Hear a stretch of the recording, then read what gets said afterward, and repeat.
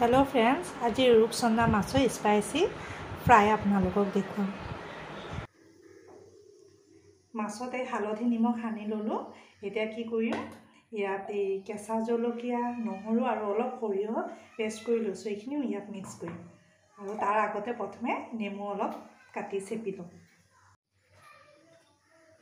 ইয়াত নেমু ৰস দি দিছোঁ।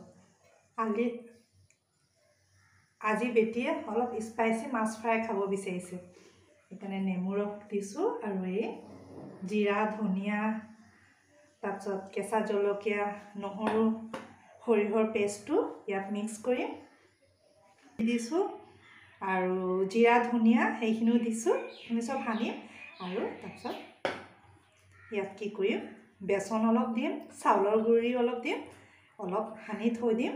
তাৰপিছত এইখিনি ফ্ৰাই কৰিম। গুড়া জলকীয়া আমি নাখাওঁ, বহুত কম, সেইকাৰণে ইয়াত কেঁচা জলকীয়াৰ পেষ্টে দি দিওঁ। মই স্পাইচি খাব মন যায় কেতিয়াবা ন।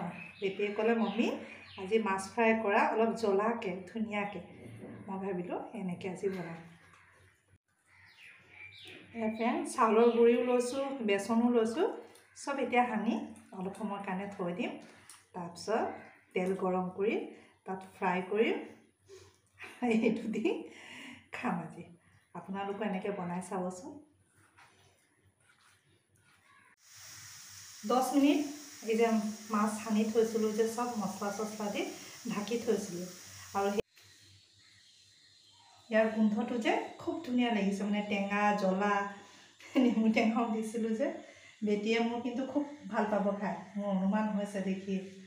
মাছৰ পিচবোৰো ডাঙৰ ডাঙৰ চব।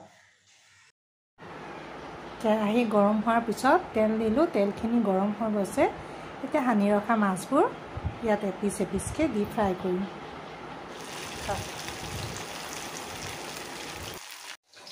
মোৰ মাছ ফ্ৰাই হৈ গ'ল, চাওক। এয়া চাওক, এনেকৈ বাকী মাছখিনি মই ফ্ৰাই কৰি লওঁ। আপোনালোকৰ যদি এনেকৈ মছলা দিয়া স্পাইচি মাছৰ পিচ খাব মন গৈছে ফ্ৰাই কৰা, আহক আমাৰ ঘৰলৈ।